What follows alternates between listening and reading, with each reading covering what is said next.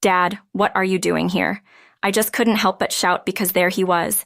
Dad, lying in the scorching sun in the backyard, inside a broken old tea, like the ones I remember from my childhood.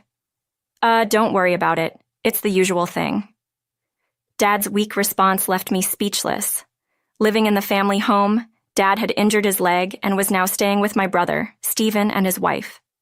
Stephen always said Dad was doing fine, and his daughter-in-law Mia would laugh, assuring me she was supporting him. I was told Dad was too busy making new friends at the hospital and enjoying life to stay in touch, especially with his struggles with technology. But seeing Dad so weak and exhausted in front of me, I realized Stephen's words were a lie. Dad slowly raised his hand, pointing towards something. There was I, a single office worker living in the city but dreaming of working in a resort hotel. I moved away from my parents' urban home to live alone in the countryside. My parents, Tanner and Rose, were in a car accident 2 years ago. Only Mom passed away. Dad injured his leg in that accident and was deeply depressed from losing Mom. Dad and Mom, always together, were known as lovebirds in the neighborhood. Dad, an inner person, would travel regularly with Mom, who loved trips. They had the accident on the way back from a trip, and Dad survived alone, constantly lamenting, "Why did I survive and not Rose?" His leg injury and the loss made him retreat further indoors. With my job, I could only do so much in terms of home care. I felt guilty seeing Dad so down, but thankfully I had my younger brother Stephen living near our parents' home. Stephen and his family occasionally checked in on Dad. "Dad's gotten quite weak," I said. "Well, they were lovebirds, it's understandable. We live nearby, so Elena, don't worry and focus on your work," Stephen responded. When I thanked him, Stephen said, "Recently, the recession has really hit our income. We need to start saving. How about you, Elena?" he said with a laugh. "That's tough. Thankfully, the hotel is doing well with the return of international tourists. I have been extremely busy lately with lots of overtime," I said. I had a lot of overtime, but that also meant extra pay, so I wasn't struggling financially. In fact, I have received a raise and believe I'm earning more than most of my peers. The challenging part, however, is the lack of personal time. Stephen had never spoken about financial troubles like this before. He mentioned they have been cutting back on food expenses, nearly reaching their limit every day. He hasn't bought new clothes in over a year and obviously hasn't been able to travel. They wanted to start a family, but even just the two of them were struggling to make ends meet, so having children wasn't an option right now. As I worried about how desperate their situation might be, Stephen said something while we were at his house. "Dad's leg has gotten much worse and he needs some help. We're thinking of living together to take care of him." Mia, sitting next to Stephen, chimed in, "We figured it's a good way to save money and look after Tanner too. It's like killing 2 birds with 1 stone." I replied, "That's really helpful. Please let me know if there is anything I can do to assist." I expressed my thanks then and there. "Thanks. Keep up the good work, Eleanor," Mia said happily. So Stephen's family decided to move in with Dad for caregiving and to save money. Dad and Stephen hadn't always been close. Stephen often stayed out late, and Dad frequently scolded him during his student days. They barely spoke after Stephen graduated and stopped visiting the family home. I rarely saw Dad and Stephen talk as adults, so Stephen's willingness to live with Dad surprised me. It was easy to guess they were struggling financially. I know how significant saving on rent and living expenses can be, living alone as I do, but I honestly felt anxious about whether they would provide proper care since I couldn't visit often due to work. I regularly call Stephen. "How's Dad doing, Stephen?" "He is starting to smile a bit more these days. Is caregiving enough?" "Sorry to leave it all to you," Stephen responded. "It's been 3 months since we started living together. We're getting used to it initially. I felt relieved that Stephen's family seemed dedicated to supporting Dad, allowing me to focus on my work. Years passed, and after summer ended, I decided to visit my parents' home for the first time in years. To invite surprising them, I called Stephen. "Hey, Stephen, it's been a while." "Oh, long time no see. How are you? Think you can make it home this year?" Stephen's cheerful voice reassured me. "Yeah, work's finally settled down. I'm thinking of visiting for a couple of days." "That's right. Drive safely coming back." "Thanks. Let Dad and Mia know too." I couldn't reach Dad on the phone, so I told Stephen and then returned to our parents' room for the first time in years. Hey, Stephen, it's been a while. Oh, long time no see. How are you? Think you can make it home this year? Stephen's cheerful voice reassured me. Yeah, work's finally settled down. I'm thinking of visiting for a couple of days. That's right. Drive safely coming back. Thanks. Let Dad and Mia know too. I couldn't reach Dad on the phone, so I told Stephen and then returned to our parents' room for the first time in years. This was the longest I had ever been away from the family home since Mom passed. I worried about Dad and tried to visit as much as I could. But knowing Stephen's family was living with him and being really busy with work, I hadn't visited in years. The family home in the city felt even hotter than where I lived. Thinking about the continuing heat wave, I finally arrived, sweating profusely. Then I saw a broken tent in the front yard that I didn't recognize. Was this tent always here? Curious, I approached the tent, but sensing someone inside, I rushed into the house. I'm back, Onar. Welcome back. You look so pale. What happened, Mia? Surprise colored my ashen face. I think someone is in the tent, I hastily reported to Mia, who had greeted me. Then, Mia responded with something unexpected. Oh, that? It's Tanner, Mia answered calmly. What? Dad in a tent on such a hot day? I hurried to check inside the tent. There, Dad was lying down as if he had collapsed. Mia, I'm calling an ambulance. Dad's completely out of it, I said urgently.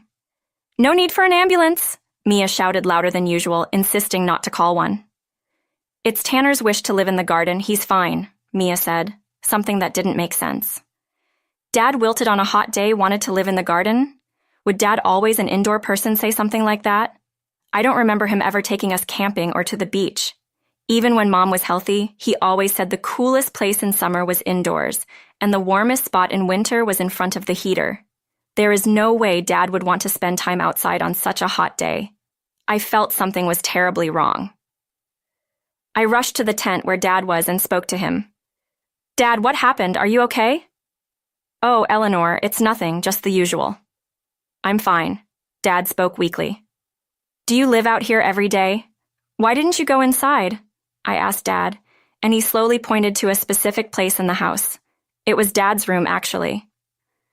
Since I started living with the Stevens family, they have forced me to live in the closet, Dad revealed. In the closet? I thought they were taking care of you devotedly, I said in disbelief. They never took care of me devotedly. It was just cohabitation for their savings. I kept saying no to the closet because my leg hurts. Then they said if you're going to be selfish, live outside, and they threw me out in the yard with this broken tent, even though it's still hot. Dad continued with stories. I wished I could shut my ears. Stephen and Dad were never going to get along well. I blamed myself for trusting Stephen. Mia wasn't the type to provide devoted support either. I remembered Stephen complaining about her drinking and coming home drunk in the morning after they got married. They don't cook and eat out every day. Taking care of Dad was obviously too much for them, and yet I was foolish to have hoped. This is too much. Don't worry, I'm here now. I was shocked to learn how horribly Dad had been treated by Stephen's family. The phone calls made it sound like they were caring for him devotedly, but they actually forced him to live in a closet and then threw him outside. Unforgivable.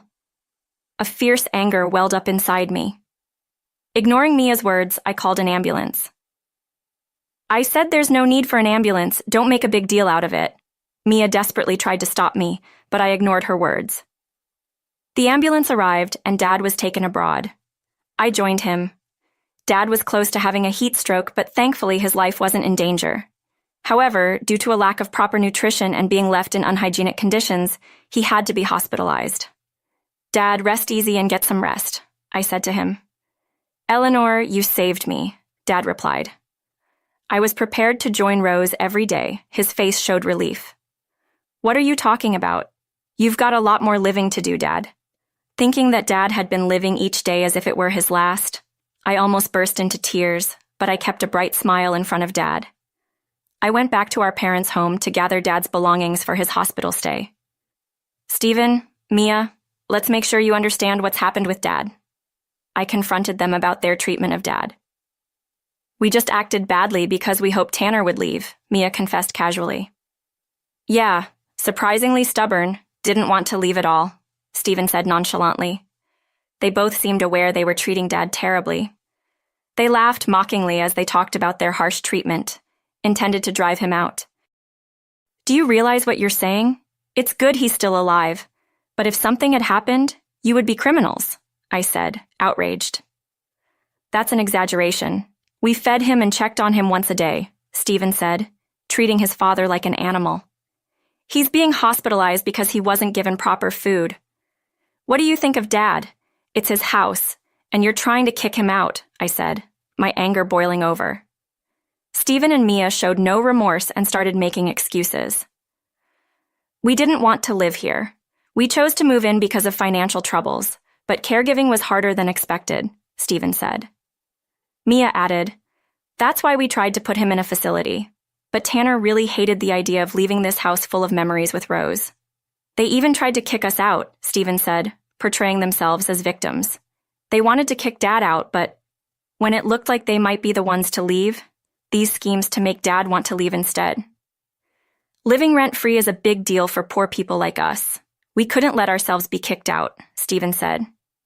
I never thought they would stoop so low as to degrade Dad's care and living conditions to monopolize the house. I knew Dad and Stephen were close, but I believed that as a mature adult in his mid-30s, Stephen would handle things better.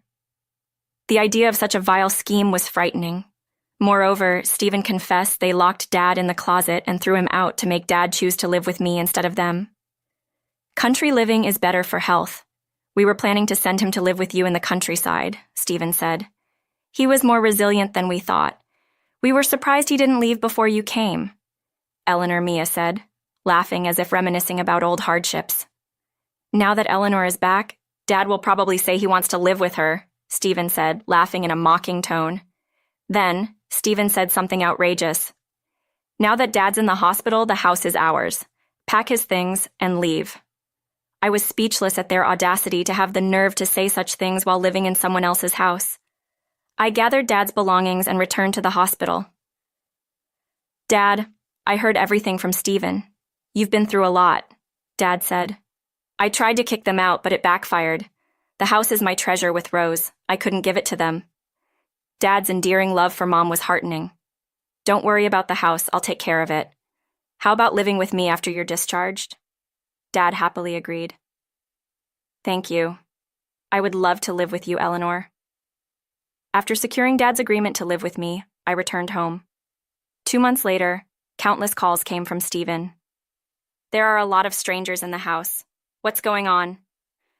Although Stephen sounded furious, I didn't respond and handed the phone to someone else. The person I passed the phone to was Mom's dad, Grandpa. Hey, Stephen, I've heard everything from Eleanor. Seems like you've treated my dear son-in-law terribly, Grandpa said. Stephen sounded utterly shocked. Our parents' home was actually built by Grandpa in his younger days as a wedding gift for Mom. He had always been fond of Dad like his own child. When I told Grandpa about the whole fiasco, he was furious. He sent several of his strong apprentices to evict Stephen and his family. After the incident, I immediately called Grandpa, the owner of the land and the house. Grandpa, always imposing, was someone even Stephen had always feared. I knew he could handle the situation, so I asked for his help. Stephen, all your stuff has been arranged to be sent to Mia's parents' home, Grandpa said. Don't just go ahead with things, Stephen protested, though still fearful. A man who treats his wife like that has no right to complain. Do you have any objections? Grandpa said sternly. No, I'm sorry, Stephen said, and didn't talk back. After that, Grandpa was always kind to me, a woman, but very strict with Stephen. I remembered how Grandpa used to spank Stephen for crying when we were kids, telling him, "Don't cry, be a man." Well, his normal discipline in the past is now considered taboo. Watching Stephen like that, I felt grateful to be born a girl. Stephen, who had once defied Dad, never showed that side to Grandpa. Even now, he tried to resist a little, but Grandpa quickly took control. Stephen and Mia's belongings were all sent to Mia's parents' home, as Grandpa had arranged. Stephen and Mia arrived at Mia's parents' home. Dad, I think our stuff has arrived, so we came to get it, Mia said. Mia's dad, Kendrick, came out from the back room. I've heard the whole story from Eleanor. Stephen and Mia, you'll be living here with us now, he said. Stephen replied, We'll live at my parents' home. It's fine. Don't think you can come back after doing such things to your father. I'll straighten out your twisted characters, Kendrick said angrily. I knew Kendrick was a very strict man. I had gotten Mia's parents home contact details from Dad and explained everything to them. Mia and Stephen were then forced to live there and receive strict discipline. Mia was taught to cook from scratch and had to prepare 3 meals a day for the family. Stephen obtained permission from his company to work a side job and helped Kendrick with his work on the weekends. After Dad was discharged, Grandpa informed him that the house had deteriorated and needed repairs. Determined to fix the house full of memories with Mom, Dad worked hard on his rehabilitation and recovered. You did great with the rehabilitation, and doctors were even surprised by your recovery, I said. Of course I had to fix the house I shared with Rose. I can't let my spirit falter, Dad said with a brightness reminiscent of his younger days. His love for Mom seemed to be driving his recovery. Under Grandpa's guidance and with the help of his apprentices, the house was gradually repaired. Dad fixing the house seemed to regain the sparkle he had when Mom was alive. Dad, you seem so lively when I fix the house. Memories come back, and it feels like I'm talking to Rose. I used to think she was far away, but maybe she's been protecting me all along. Hearing Dad speak like this nearly brought me to tears. Perhaps Mom really had been protecting him all this time. Eventually, the hazardous repairs were completed. Once satisfied, Dad decided to let go of the house. Dad, are you sure about this? Yes, I feel like Rose is saying it's okay to let go now. I want someone to live in this beautiful house we fixed up. He spoke calmly. I think Mom would be happy about that. Thanks to Dad's and Grandpa's efforts, a buyer was quickly found. With the sale proceeds, Dad and Grandpa decided to move into retirement homes. I started visiting more often. Dad, how are you? I'm having a great time every day. Made lots of friends thanks to you, Eleanor. He smiled happily. Dad seemed to be enjoying his days with the other residents. I began cherishing time spent with my dear Dad more, living each day peacefully. As for Stephen and Mia, we're getting used to Dad's discipline, and it's comfortable in its own way, Mia said. Yeah, it's not always straight, and the house is big and great, Stephen added, seemingly content. Being free from caregiving is actually a blessing, Mia said happily. We're living a good life despite low income. Thanks to that, Stephen acknowledged. Stephen and Mia, accustomed to living at Mia's parents' home, were happy to be relieved of caregiving duties and showed no signs of remorse. Enraged by their lack of repentance, Kendrick eventually kicked them out. You show no sign of reflection. It's time for you to leave, he said quietly but angrily. Wait, Dad, pack your things and leave right now. Kendrick dismissed their excuses and expelled them. Having relied on their comfortable life at the parents' home, they had saved nothing, spending all your money each month. Suddenly homeless and at odds, they set up a worn-out tent in a park to live in until they could afford a place. It's cold. It's all Stephen's fault for his low income that we have to live like this, Mia blamed.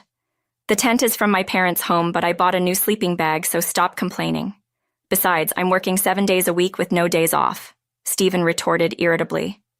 All the money he had earned from his side job was already spent.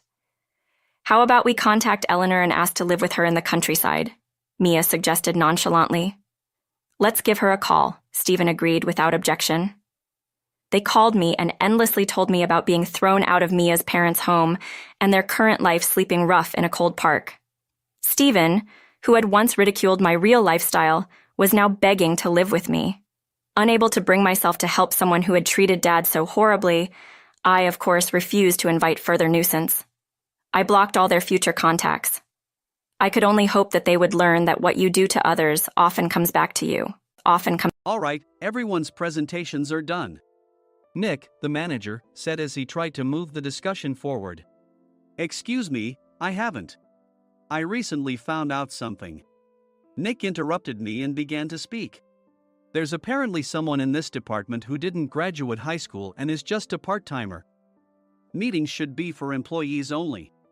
Absolutely right. His lackey, Mike, of course, agreed with Nick. I'm leaving. After leaving the meeting room, I started to shut down my computer. I noticed that an email had arrived, not in my personal inbox, but in the company's shared email. Thinking, there's no point in speaking up, no one will listen, I went home quietly. The next day, I heard a commotion from Nick's desk. He was staring at his computer screen, his face pale. "Nick? Is something wrong?" Mike looked at the screen with him. And he turned even paler than Nick. Why is he so angry? Knowing the reason for Mike's distress, I thought to myself, serves them right. My name is Adam. My mother passed away when I was in the 9th grade, and I was raised by my father. Well, you could hardly call it being raised. After my mother passed, my father changed. He drowned his sorrows in alcohol, and though he still went to work, he squandered our living expenses on horse racing. Because of that, I had to start working part-time as soon as I entered high school. Every month, I went to the convenience store with bills in hand that couldn't be auto-deducted from my father's account. Even though I endured it because I didn't want to be alone, I reached my limit in my second year of high school and dropped out. I found a live-in job at a distant inn. Thank you for everything. The day I left home, my father, still staring at the TV, spoke. Take care. That was our last conversation. Back then, 18 wasn't the age of majority, so I needed my father's permission to work, and I couldn't hide my place of employment. Yet, my father never visited me even once. I kept working just to survive, and before I knew it, I was 42. Years of hard work paid off, and I was transferred to the headquarters. I was thrilled to be recognized by the company, as I thought I'd be working in the field until retirement due to my lack of formal education. Listen up. Our work can change the future of our employees. Don't drag us down. On my first day after the transfer, Nick, dressed in an expensive suit, spoke sternly. There was a reason for this. Our inn was located in a prominent tourist destination, known so well that everyone in the state could sing its commercial jingle. At its peak, we had 5 locations within the state. But that was long ago. Due to financial difficulties and aging facilities, only the place where I had worked for many years and the original establishment remained. I was prepared to lose my job anytime, but now there was a glimmer of hope. With the rise of social media, the tourist area where the inn was located started gaining attention again. Depending on how hard the sales department, where I was transferred, worked, we could either thrive or be forced to give up this prime location to the new hotel chains continuously popping up. For Nick, who had switched careers from another industry to strengthen our sales, this was a battle he couldn't afford to lose. I understood why he had to be strict. I will do my best. Nick sneered at my enthusiastic declaration. Did you not hear what I said? I'm sorry. I thought I was listening carefully. Out of habit from years of customer service, I apologized reflexively, though I had no idea what had offended him. Someone was watching me with a smirk. In this department, there are those who are expected to excel and those who have been shoved here because they have nowhere else to go. You are the latter. It was Mike, the section chief. He's 7 years younger, at 35. But he was called to headquarters much earlier than I was and had been moving around within the headquarters ever since. I'm not jealous, but I can't accept that he's my boss. Graduating from a prestigious university, he has an unusually high pride and caused many problems as a newbie, making things very difficult for me when I was the front desk leader. When I found out Mike was transferred to the sales department a month before me, I was disheartened. Mike is right. With just a middle school diploma, there's not much you can do. Don't even think about achieving results. As if I didn't exist, Nick remarked, I'm thirsty. Mike eagerly ran to the coffee maker. It seems Mike is Nick's lackey. I regretted being happy about my transfer to headquarters, wishing I had stayed on site forever. Send a direct mail to every company on this list by the end of the day. Nick only assigned me tasks that even a new graduate could handle. What? There are over 1,000 companies. You want me to send to all of them by today? Yes, if you and your fellow misfits split the work, even those with nowhere else to go should finish by today. I glanced at the employees typing away expressionlessly. They were worn out from customer service, only thinking about leaving on time, or were women reassigned after having children, with zero motivation for work. Even Sam, a new graduate from the same university as Mike, who was supposed to be among the expected achievers, had no enthusiasm for the job. Having joined the company wanting to do customer service. "I don't care what they say, I plan to quit anytime," he said. Only Nick and Mike were highly motivated, making all the decisions between the two of them. I originally only wanted to work at the inn to survive and had no particular attachment to this job. I swallowed my words, thinking I had no right to reprimand them. About a month after the transfer, Nick told us with a frustrated look. "To commemorate the 50th anniversary, we've decided to create a plan exclusive for one group per day. Originally, Mike and I were supposed to come up with it, but our president, Mr. Thompson, insists on hearing everyone's opinions. So, you all get a chance." As Nick explained, Mike began handing out prints. "Make sure not to embarrass Nick. If your ideas are half-baked, you'll have to redo them." It seemed that they had printed his handwritten notes by Mr. Thompson, which included several questions and a section for free responses. It made sense why Nick had to seek our input, given that all responses had to be submitted to Mr. Thompson. We were given a week to think about it, and a meeting was scheduled to compile our ideas. My plan is to let guests enjoy both the old and modern America. Nick began the presentations. Guests would watch a master confectioner at a nearby traditional sweet shop make sweets in front of them. The welcome drink would be premium tea in a bottle. Nick's plan was certainly attractive. After his presentation, Nick called on us to present in the order we were seated. Just as I stood up for my turn. "All right, everyone's presentations are done." "Excuse me, I haven't. I recently found out something." Nick interrupted me. "There's someone in this department who didn't graduate high school and is just a part-timer." He was likely talking about me. I joined the company as a part-timer and was made a full-time employee when I turned 20. That was 20 years ago, so Nick and Mike probably had no chance to know until recently. "Meetings should be for employees only." Absolutely right. After that, Nick kept creating opportunities to solicit everyone's opinions, purposefully excluding me from speaking. The meeting unexpectedly heated up and went past the scheduled end time. A few people asked to leave, and the discussion continued with the remaining few. "Still here?" Normally, you'd leave in that situation. Though I had no attachment to the job initially, hearing kind words from customers made me want to make them happier. For someone like me, with nowhere to go, the inn was my home and customer service was my life. I felt pathetic about my current self. "I'm leaving." I left the conference room and started shutting down my computer.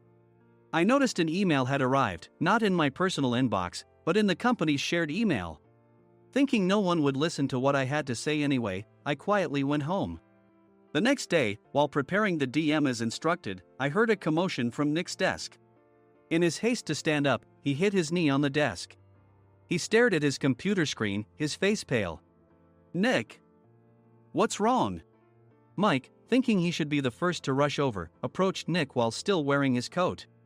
He peered at the screen with Nick. And he turned even paler than Nick. Why is he so angry? Who is responsible for this company? Nick, more irritated than ever, asked, and Mike answered without checking. Probably Sam. Sam wasn't there because he was attending a morning training session for new hires. Nick gave up on getting angry and returned his gaze to the screen. They were looking at an email that arrived right after the end of the working day yesterday. Apparently, no one, including me, had checked it before leaving. The email was from a large company that used us for their annual employee trips. The president and executives of that company also frequently used our services personally. President of the company, Mr. Mason himself, had declared that neither he nor his company would ever use our services again. Well, some companies cancel their employee trips or stop using our services due to financial struggles. Let's just move on. Mike kept wiping the sweat from his forehead with a handkerchief. Knowing why Mike was so agitated, I quietly watched their interaction. Do you know how much revenue we get from that company? We can find other guests to fill the rooms, but we'll lose the banquet costs, gift shop revenue, rental car fees, and more. Moreover, the gifts were supposed to be prepared by the traditional confectionery shop involved in Nick's proposed plan. If it's known that we incurred such a huge loss at this critical time, Nick's position in the company would be jeopardized. Nick took a deep breath, seemingly trying to calm himself. All right, Mike, Go to New York right now and apologize to Mr. Mason. What? You're coming with me, right? I have urgent work to do. I trust you, which is why I'm entrusting this to you. Please. Mike, believing Nick's sincerity, agreed with a determined look on his face, saying, yes. That's Nick for you. Even if Mike went to apologize, Nick would shift all the blame onto him if the client didn't change their mind. Well, it was Mike's fault to begin with, so it served him right. About 3 hours later, Sam answered a call from somewhere and repeatedly apologized, saying, I'm very sorry. Everyone watched to see what was happening. After ending the call, he informed Nick with a weary tone. When Mike arrived at the client's company, he only made things worse, further infuriating Mr. Mason. He was demanding, get his boss here immediately. It was no wonder Sam was exhausted, dealing with such a call right after returning from training. What is that idiot doing?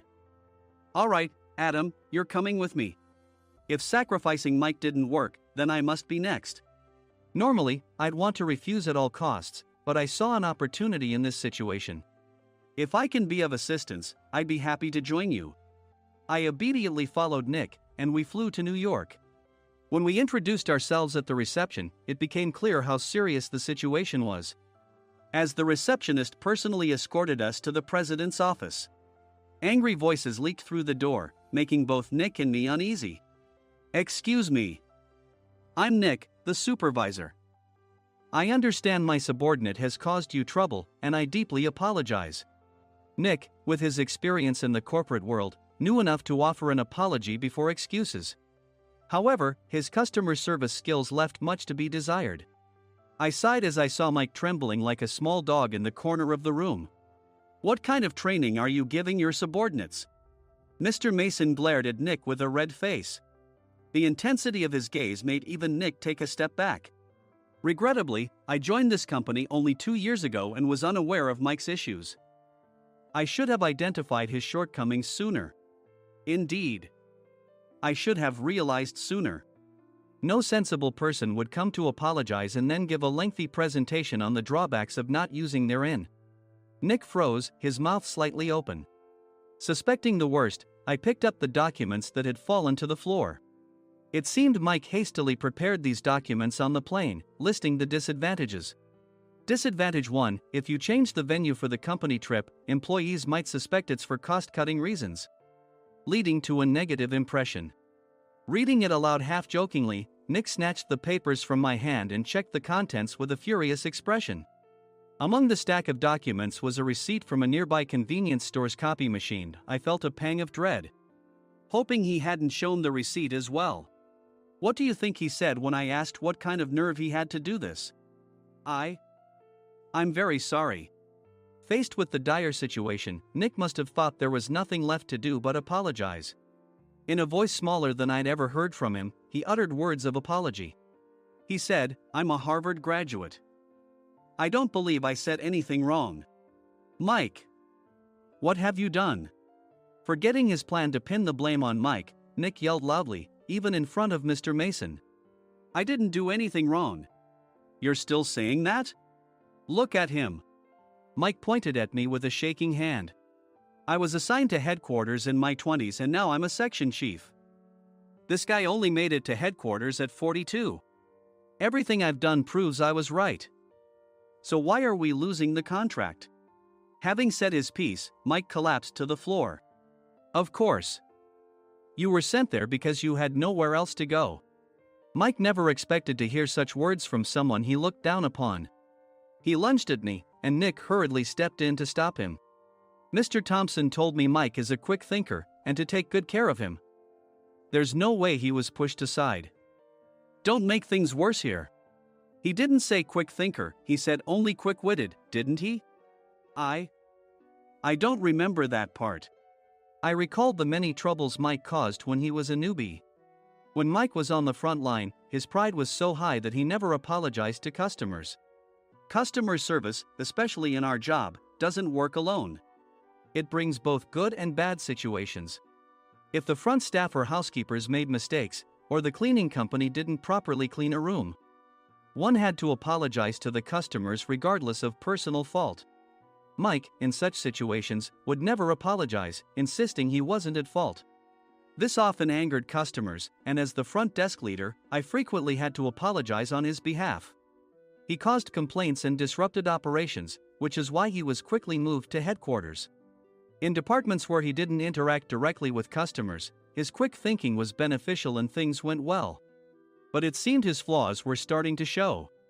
Corporate reservations are supposed to be entered into the system by the sales representative. But a quick check yesterday revealed that more than 10 items were missing from the client's reservation. The handover document clearly stated what needed to be prepared. Why didn't you enter it into the system? Why do we have to give them special treatment? Filling rooms near the banquet hall, setting up all the food in advance. Specifying the brand of wine, they're too demanding. No wonder he always angered customers, I thought, feeling a headache coming on. Grouping them in rooms near the banquet hall is for our benefit too. It makes it easier for the staff to set up beds and serve breakfast since everyone's schedule is synchronized. As for the other requests, Mr. Mason suggested them to lighten our load. I didn't know that. Nick finally seemed to realize that Mike was the one who had angered the client. What did you say to them?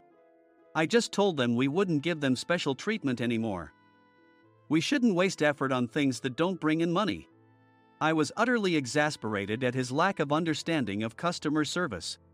Of course, we shouldn't comply with unreasonable demands. But carrying over successful practices from past stays makes customers feel remembered and enhances their experience. Good memories encourage repeat visits. That's part of our job. I looked down at Mike, who was sitting on the floor.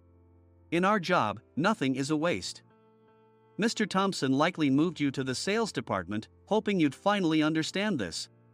How do you think he feels now that you failed to meet his expectations? Mike, tears in his eyes, fled the president's office. I was amazed he still hadn't apologized. You have it tough, Adam. It's okay, we're all employees of the same company. I deeply apologize for this disrespectful incident. Especially after all the care you've shown us. If it weren't for you, Adam, I really would have stopped staying here.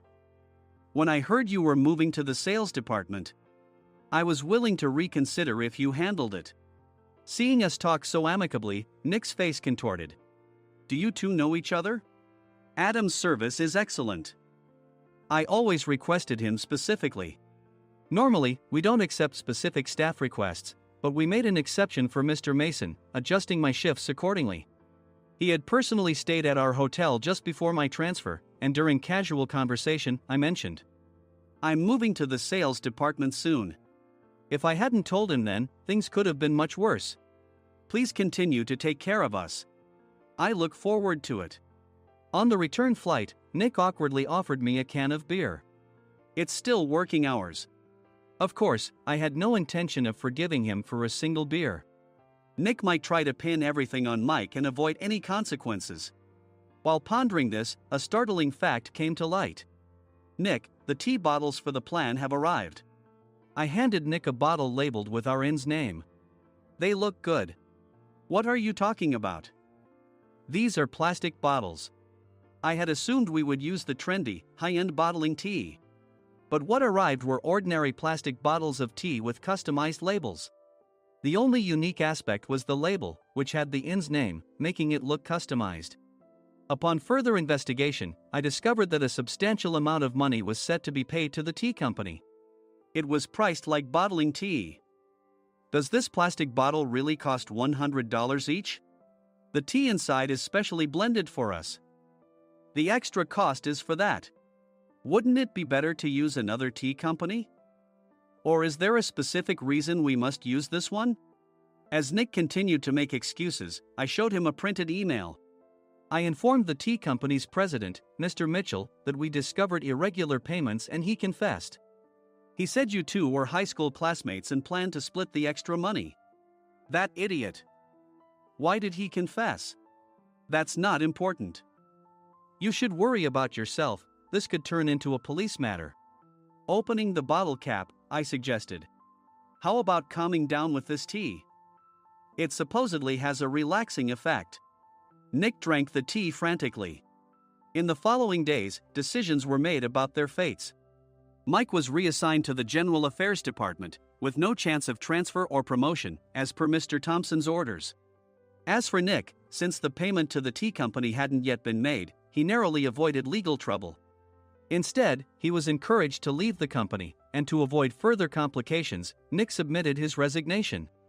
Rumor has it that connections between HR departments have made it difficult for him to find new employment. Even though it was good to have those two gone, something unexpected happened in the sales department. Everyone became motivated and united in refining the 50th anniversary plan. In the end, my plan was adopted. We collaborated with the Tourist Information Center to provide personalized guides. The plan, tailored to the number of guests, was truly special for the 50th anniversary. Hey, is Adam's family coming to stay? I immediately booked that special plan for my family. Sam noticed it on the reservation list and quickly picked up on it. Yes, I'm inviting my father. That's great. I might invite my parents too. I lacked the courage to face my father just as Adam. But here, with the confidence Mr. Mason praised, I felt ready. The 50th anniversary plan was a perfect opportunity to reconnect with my father. I hoped to bring back the days when we could laugh together as we once did.